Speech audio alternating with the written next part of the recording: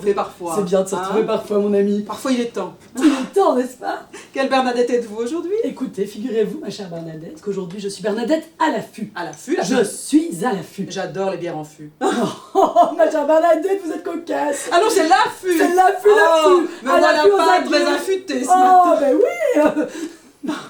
Allez-y. Donc voilà pourquoi à l'affût, parce que j'ai lu, Aux abois. Ouf. ouf, ouf, j'ai lu Last Call de Helen Green. Dernier appel. En fait, c'est dernière tournée. Ah. Pourquoi Last Ah bah, la Call? bière au fût dernière Là, tournée. exactement, finalement, vous faites des liens avec le livre sans le connaître. Pourquoi dernière tournée? En fait, c'est un journaliste qui a écrit ce documentaire. Donc, c'est une enquête journalistique, un documentaire qui revient sur des meurtres qui se sont passés à New York dans les années 80-90 dans la communauté gay. Un serial killer qui s'en est pris à des homosexuels à la sortie des bars. D'où le nom Last Call Killer, puisque c'était, excusez-moi pour mon accent, c'est un petit peu serial killer, c'était le tueur de la dernière tournée. Et en fait, ce qui est très très intéressant dans cette enquête, c'est que par-delà revenir sur ces faits tout à fait sordides, hein, ces hommes ont été démembrés et disséminés dans les alentours de New York, c'est qu'il va redonner vie aux victimes en interrogeant les familles, les proches, etc. Donc leur rendre un hommage, puisqu'à l'époque, la presse ne s'est pas du tout emparée du sujet, puisqu'il y avait une homophobie latente extrêmement présente, et la police a mis énormément de temps à s'emparer aussi réellement des affaires, puisqu'à l'époque, quand des gays se faisaient tabasser par la police, on leur proposait une petite médiation. Petite soupe. Voilà, on leur dit, faites une petite médiation et débrouillez-vous. Et aux États-Unis, l'homosexualité a été quand même pénalisée jusque tard. Dans certains États, c'est encore le cas aujourd'hui. Et donc, on voit vraiment toute cette ambiance-là, en fait, ce qui dans la société permet à des personnes clairement désaxées et désorientées, mais d'aller encore plus loin dans la violence, puisque la violence, jusqu'à un certain niveau, est approuvée et légale. Et donc, du coup, voilà, donc c'est ça que j'ai trouvé très très intéressant, parce qu'à nouveau, on se retrouve ça dans tous les systèmes d'oppression et toutes les personnes ou communautés ou peuples opprimés pour aucune raison évidemment valable, mais qu'on approuve ces violences.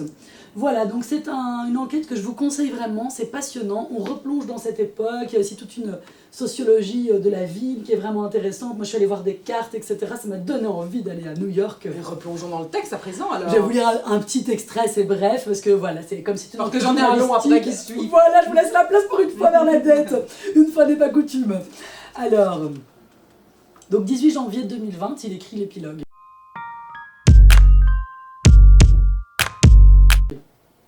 Cela fait presque 30 ans que Peter Anderson a été assassiné et abandonné sur le bord de la route dans le comté de Lancaster, 15 ans que la peine a été prononcée, et un peu plus de 3 ans que j'ai commencé à travailler sur ce livre. J'avais trouvé cette histoire par accident à la faveur d'une recherche internet sur un autre sujet. La plupart du temps, ces prétendus faits divers me sortent de la tête, mais je n'ai pas pu me décrocher de celui-ci. Une fois passés les meurtres et enquêtes et ma propre incrédulité en constatant à quel point tout cela avait été oublié, une série de meurtres à New York ne méritait même pas une page Wikipédia. La vie des victimes est devenue pour moi une obsession. La vie qu'ils voulaient mais ne pouvaient pas avoir. On avait là une génération d'hommes, plus ou moins, pour laquelle il était difficile d'être ouvertement gay, difficile d'être ouvertement eux-mêmes. Pendant plus d'1 an, je me suis entretenue avec les membres de leur famille, leurs amis, leurs collègues et amants. J'ai parlé aux hommes et aux femmes qui ont enquêté sur leur mort, et qui, ainsi, avaient pu se faire une idée de leur vie. J'ai interrogé les militants LGBT qui ont tenté de convaincre les tribunaux et policiers new-yorkais, ainsi que tous les New-Yorkais et tous les Américains, de prendre au sérieux la violence homophobe et d'enquêter sur ces crimes. Aucune des personnes que j'ai contactées n'avait été approchée par un journaliste depuis plus de 10 ans. Nous nous sommes souvent demandé pourquoi. Est-ce que personne n'en avait rien à faire des victimes ? Est-ce que la nature multijuridictionnelle de l'enquête la rendait trop complexe à appréhender pleinement ? Est-ce simplement qu'il y avait tant d'autres meurtres à cette époque que personne n'a remarqué ? Est-ce que les événements du 11 septembre 2001 ont participé à occulter le fait que 10 ans après, le meurtrier avait été arrêté ? Nous ne connaissons pas les réponses à ces questions. Après y avoir réfléchi pendant des années, j'en ai conclu que c'était un peu de chaque. Effectivement, l'écriture est très prenante. Oui, et c'est très facile à lire. Et voilà, moi j'ai appris des choses, notamment par exemple cette invocation de la gay panic, qui a été en fait souvent invoquée dans les tribunaux quand il y avait une attaque d'une personne homosexuelle. C'est j'ai paniqué parce que la personne est gay, donc j'ai eu peur qu'elle s'en prenne à moi. Et qu'en fait, qui justifiait les actes. Et donc c'est fou, et on est quand même dans les années 80-90, en pleine épidémie du sida, on n'est pas non plus dans les années 50. Enfin voilà, donc ça permet aussi de recontextualiser certaines violences. Et voilà, donc c'était très très intéressant. Et très émouvant en même temps, puisqu'on revoit ces victimes à travers les yeux de ce journaliste. Et vous, ma très chère Bernadette, quelle Bernadette êtes-vous aujourd'hui? Eh bien, je suis Bernadette fascinée. Fascinée. Mais fascinée comme l'a été cette adolescente dans ce roman. Enfin, roman. C'est un roman, mais qui parle de faits réels, d'une affaire également criminelle, comme dans votre roman, qui s'est passée dans les années 70 aux États-Unis, des meurtres qui avaient été commandités par Charles Manson, par ses filles, entre guillemets, car c'était, on l'a découvert plus tard, un gourou qui fascinait les passions d'une secte qui s'était établie en Californie dans un espèce de ranch complètement délabré où vivait toute une communauté de très jeunes gens et notamment beaucoup de jeunes filles. On va raconter l'histoire ici d'une adolescente de 14 ans qui vit avec sa maman tout récemment divorcée et on est pendant l'été, elle s'ennuie, elle se dispute avec sa meilleure amie et donc elle a des moments de solitude à habiter. Et elle va un jour être à l'extérieur et voir un groupe de jeunes filles passer et être fascinée par ces nanas qui ont l'air un peu étranges, un peu en marge, un peu en opposition avec ce qu'elle est, qui ont l'air soudées en groupe et donc ça va l'attirer et elle va petit à petit se faire entraîner par cette bande dans ce ranch, cette secte, rencontrer ce Charles et va s'en découler toute l'histoire. Est-ce que vous voulez... Ça a l'air fascinant. Oui, c'est fascinant et c'est un peu malaisant, stressant, malaisant, mais intéressant. Et puis moi, les histoires vraies, ça me fascine toujours un peu. Comment est-ce qu'on peut arriver à de tels extrêmes, parce qu'on parle évidemment de viol, de meurtre. Voilà, comment on peut arriver à ce point-là dans la vie. Pourriez-vous nous lire un petit extrait, ma chère Bernadette? J'en ai même choisi plusieurs. Ah oui, c'est vrai, vous êtes grand montage, si jamais.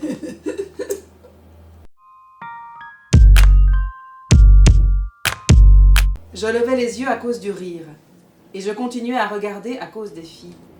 Je me remarquais leurs cheveux, tout d'abord, longs et pas coiffés, puis leurs bijoux, qui captaient l'éclat du soleil. Toutes les trois étaient trop loin. Je ne voyais que les contours de leurs traits, mais ça n'avait pas d'importance. Je savais qu'elles étaient différentes de toutes les autres personnes dans le parc. Les familles attendaient leur tour devant le grill pour acheter des saucisses ou des hamburgers. Des femmes en chemisier à carreaux qui se collaient contre leurs amoureux. Des enfants qui lançaient des boutons d'eucalyptus aux poules sauvages qui envahissaient l'allée. Ces filles, aux cheveux longs, semblaient glisser au-dessus de tout ce qui les entourait, tragiques et à part, telles des membres de la famille royale en exil. Je les observais bouche bée, sans honte ni retenue. Il me paraissait impossible qu'elles se tournent vers moi et me remarquent. J'avais oublié mon hamburger posé sur mes genoux. La brise transportait la puanteur du fretin venant de la rivière. C'était l'époque où j'examinais et classais immédiatement les autres filles, consciente chaque fois de tout ce qui me séparait d'elles. Et je vis tout de suite que celle aux cheveux noirs était la plus jolie. Je l'entendis avant de le voir. Le car noir qui avançait lourdement sur la route, en soulevant de la poussière derrière les roues. Les vitres étaient grêlées et grises. Les silhouettes étaient floues à l'intérieur. Sur le capot était peint un cœur rudimentaire, surmonté de cils dégoulinants, comme un œil. « Tu ressembles à une petite poupée, » dit Donna. « Russell va t'adorer. » Elle lâcha ce nom, simplement comme s'il était inconcevable que je ne sache pas qui était Russell. Hélène gloussa en l'entendant et fit rouler ses épaules de plaisir comme si elle suçait un bonbon. Donna remarqua mon clignotement d'yeux, hésitant, et elle éclata de rire. « Tu vas l'aimer, dit-elle. Elle ne ressemble à personne d'autre, sans déconner. Quand tu es près de lui, tu as l'impression de planer, naturellement. C'est comme le soleil ou un truc de ce genre, aussi énorme, aussi éclatant. » Elle se retourna pour s'assurer que je l'écoutais et sembla ravie que ce soit le cas. Elle précisa que l'endroit où nous allions était en lui-même une autre façon de vivre. Russell leur apprenait à découvrir un chemin menant à la vérité, à libérer leur être véritable de l'endroit en elle où il était recroquevillé. Elle parla ensuite d'un certain Guy, qui avait jadis dressé des faucons, mais qui avait rejoint leur groupe et voulait maintenant devenir poète. Quand on l'a rencontré, il était dans un trip bizarre, il ne mangeait que de la viande. Il croyait être le diable ou je sais pas quoi. Mais Russell, il l'a aidé, hein.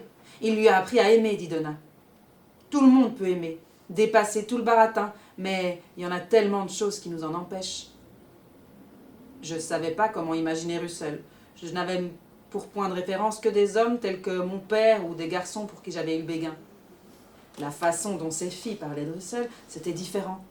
Leur adoration était plus pragmatique, débarrassée de ce désir frivole de gamine que je connaissais. Leur certitude était inébranlable. Elles évoquaient le pouvoir et la magie de Russell comme s'ils étaient aussi largement reconnus que la force marémotrice de la Lune ou de l'orbite terrestre.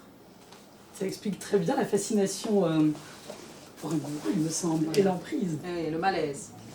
Malaisant, en effet, très malaisant quand on pense que cette jeune fille a 14 ans. Oui. Voilà, mais Tout à bon, fait. je veux quand même bien faire un petit échange de livres. Ah oui, vous Mais y oui. tentez? Allez, je Bon, me allez, lance. Je vais me renseigner. Je vais aussi aller regarder différentes cartes. Mais oui, Vous m'avez donné ça vous envie. donnera peut-être envie d'aller faire un petit road trip à New York. Musique. Bye bye, ma chère Bye Bernadette. bye.